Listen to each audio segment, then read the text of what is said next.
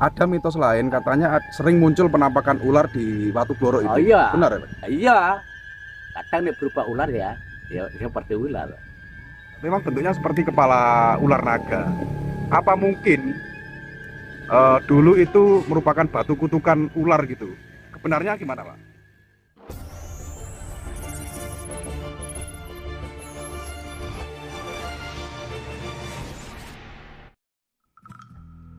Jalan raya penghubung antara Gresik dan Mojokerto ini dulu sangat dikenal wingit dan angker.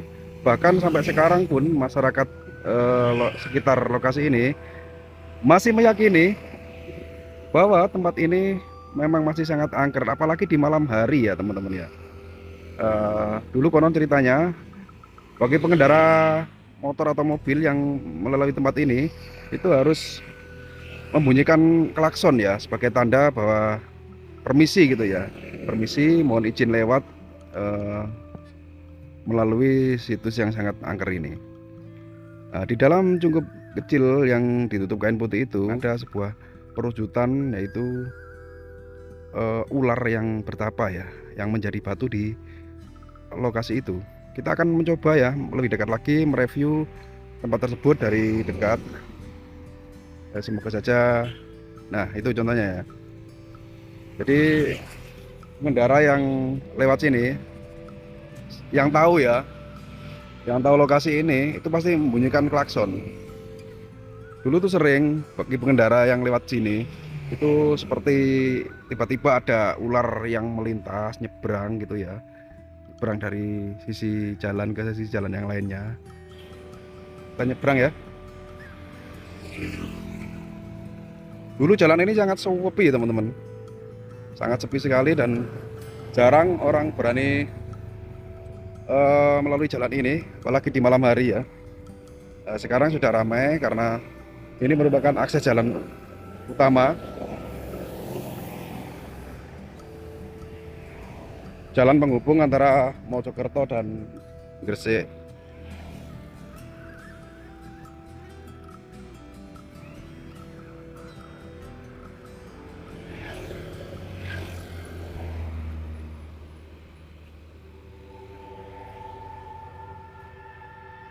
Kita akan mencoba mendekat lagi teman-teman. Seperti apa penampakannya? Rahayu, rahayu, rahayu. Jadi di tempat ini banyak kita jumpai ya persajian apa perdupaan ya, bekas orang membakar dupa seperti ini. Entah itu maksud dan tujuannya apa.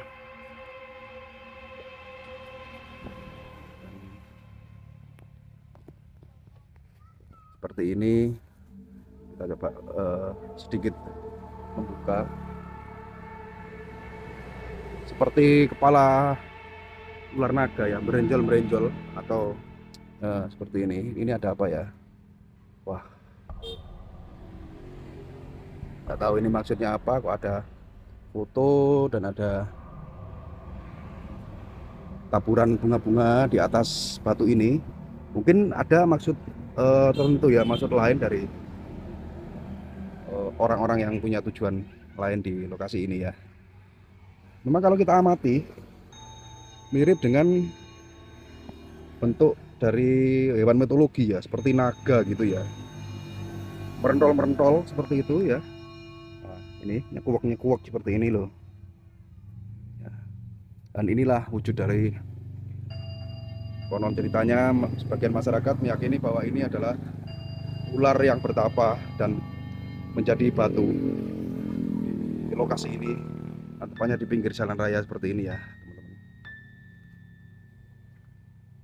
Cuman untuk kepastian dari cerita itu sendiri kita belum bisa memastikan kebenarannya, dan ada juga mitos lain, cerita lain atau kisah lain mengenai Watu Bloro ini ya teman-teman. Dan di sebelah sana itu ada batu kecil, mungkin juga itu situs yang dimaksud ya. Jadi ada dua buah situs di sini, cuman yang lebih dikeramatkan oleh masyarakat sekarang, masyarakat sekitar sini yang tahu tempat ini adalah batu yang sebelah sini yang dipasang cungkup ini ya. Jadi dulu memang jarang sekali ya, ada sangat terkenal sekali ketika menyebut dengan lewat jalan atau lewat akses jalan Watu Bloro, itu identik dengan hawa merinding. Kita mendengar namanya saja Watu Bloro sudah merinding. Ya banyak sekali mitos yang berkembang di masyarakat ya. Dulu katanya kalau lewat tempat ini ada penampakan ular menyeberang dan kendaraan yang dinaiki tiba-tiba melambat, seperti ada yang menarik dari belakang, dan banyak lagi mitos-mitos yang lainnya. Yang jelas tempat ini masih wingit, dan mungkin sampai sekarang pun kalau malam hari masih sangat wingit ya teman-teman ya.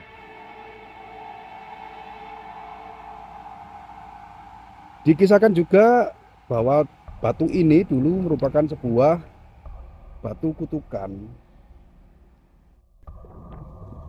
Ada juga versi lain tentang cerita mengenai Watu Bloro ini. Konon intinya Raja Majapahit yang pertama, yaitu Raden Wijaya, menugaskan kepada prajurit wilayah utara Sungai Berantas, termasuk di lokasi ini, di ikut wilayah Ndawar Belandong ini ya, yang bernama Wiro Bastam. Jadi prajurit yang diutus oleh Raden Wijaya itu bernama Wiro Bastam. Nah saat itu permaisuri raja mengidam ingin makan hatinya Kijang Kencana, itu rusa ya, atau Kijang Kencana yang warnanya kuning keemasan. Desas-desusnya Kijang itu ada di alas atau di hutan Mojoroto. Wiro Bastam lantas berburu Kijang Kencana di hutan Mojoroto ini, yang kini dikenal sebutan alas Watu Bloro. Dia dibekali raja dengan tombak Kiai Gobang, salah satu pusaka kerajaan yang terkenal di era kerajaan dulu itu. Ketika sudah di hutan, Wiro pun melihat hewan buruannya di depan mata, lalu melemparkan tombak tersebut ke Kijang Kencana. Namun Kijang itu kabur bersama dengan mata tombak yang menancap di tubuhnya. Karena menghilangkan pusaka kerajaan, dia tak berani balik ke keraton. Hanya prajuritnya yang disuruh kembali. Dia mencari mata tombak Kiai Gobang di alas Mojoroto. Dalam upayanya mencari mata tombak Kiai Gobang, Wiro Bastam dirampok oleh segerombolan perampok ya, saat berusaha menyeberangi sungai Lamong, yaitu sungai yang membelah Mojokerto dengan Gresik. Dia hanyut di sungai tersebut setelah kalah bertarung dengan gerombolan perampok tersebut. Wiro Bastam diselamatkan seorang gadis desa setelah hanyut beberapa kilometer di wilayah Balung Panggang. Balung Panggang itu ikut wilayah Gresik ya teman-teman ya. Dan Ksatria Majapahit itu lantas menikah dengan wanita desa tersebut. Gadis desa tersebut dinikahi oleh Wiro Bastam. Dia mempunyai dua anak, yakni putra pertama Joko Welas dan putri yang kedua bernama Roro Wilis. Kedua anaknya dia gembleng menjadi sakti selepas remaja. Mereka ingin mengabdi di Majapahit sebagai prajurit. Namun Wiro Bastam tidak berani mengantarkan anaknya ke Majapahit karena belum menemukan tombak pusaka kerajaan yang dia hilangkan tersebut. Joko Welas dan Roro Wilis, yaitu kedua anak dari Wiro Bastam, memutuskan untuk ayahnya untuk menemukan tombak Kiai Gobang di hutan Mojoroto. Sebelum berangkat, mereka diwanti-wanti ayahnya agar tidak bertengkar selama mencari pusaka kerajaan tersebut. Karena keduanya belum benar-benar dewasa, sampai di hutan Mojoroto, persoalan terjadi. Kala itu Roro Wilis ingin menolong seorang nenek yang terjebak di dalam sumur. Namun niat baiknya dihalangi Joko Welas karena sang kakak tahu sosok nenek itu jelmaan jin yang ingin mencelakakan dirinya. Roro Wilis bersikeras menolong nenek itu. Dia ditarik si nenek hingga ikut tercebur ke sumur. Kemudian nenek itu lenyap. Roro Wilis pun ditolong kakaknya dengan ditarik menggunakan tongkat kayu. Keluar dari sumur tersebut, kulit sekujur tubuh Roro Wilis menjadi berbintik hitam dan putih, jadi berbintik hitam bercampur putih atau belang gitu ya, atau menjadi blorok dalam bahasa Jawanya. Sifat keras kepalanya membuat Joko Welas marah. Adik kakak itu pun bertarung dan saling beradu kesaktian. Perkelahian mereka memicu petir bergemuruh. Itu menjadi pertanda bagi Wiro Bastam, sehingga dia mencari kedua anaknya ribut di hutan Mojoroto. Benar saja, Wiro menemukan Joko Welas dan Roro Wilis sedang bertarung sengit. Saat Joko Welas dan Roro Wilis saling memukul, suara petir menggelegar. Mereka terpental sejauh 10 meter. Wiro Bastam bertanya kepada mereka mengapa bertengkar. Karena takut dengan bapaknya, mereka diam saja. Wiro Bastam lantas menyebut kedua anaknya itu seperti batu, karena diam saja saat ditanya sampai 3 kali oleh bapaknya. Seketika Joko Welas dan Roro Wilis berubah menjadi batu. Nah, konon Roro Wilis ini menjadi watu blorok, yaitu batu berdiameter 1 meter di tepi jalan Mojokerto Gresik ini. Sedangkan kakak kandungnya konon menjadi batu berukuran lebih kecil di lokasi yang sama. Posisi kedua batu tersebut sejajar, hanya dipisahkan jalan raya.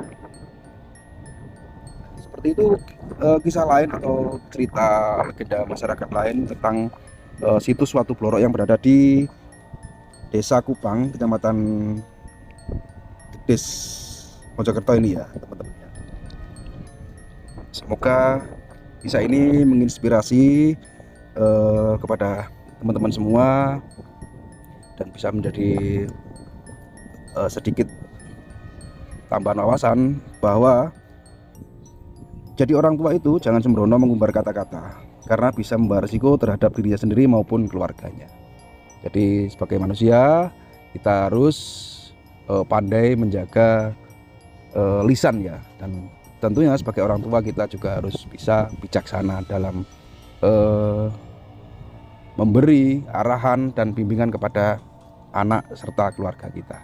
Semoga tayangan ini menjadi manfaat dan bisa menjadi hiburan untuk teman-teman semua. Mohon maaf apabila ada kesalahan, karena sebagai manusia biasa tentunya saya tidak luput dari salah khilaf maupun lupa. Dan untuk petualangan kali ini, untuk review kita kali ini di Watu Blorok, Dusun Pasinan, Desa Kupang, Kecamatan Jedes, saya akhiri sampai di sini dulu. Wabillahi taufiq wal hidayah, Assalamualaikum warahmatullahi wabarakatuh. Ada mitos lain katanya sering muncul penampakan ular di Watu Blorok itu. Oh iya. Benar ya, Pak? Iya. Kadang nih berupa ular ya. Ya seperti ular. Memang bentuknya seperti kepala ular naga. Apa mungkin dulu itu merupakan batu kutukan ular gitu? Kebenarnya gimana, Pak? Berupa pusaka. Aslinya pusaka ya? Ya. Disebut ini naga sasra. Naga sasra. Nogososro. Nogososro itu. Ya. Naga sasra itu hanya yang mampu kuat. Disebut ini Ratu Nyai itu berupa pusaka berupa pangalan. Jadi di Batu Blorok itu Iya. selain juga ada penunggu ular di sana, Iya. juga di situ Juga terdapat ada pusaka Nogososro. Nogososro.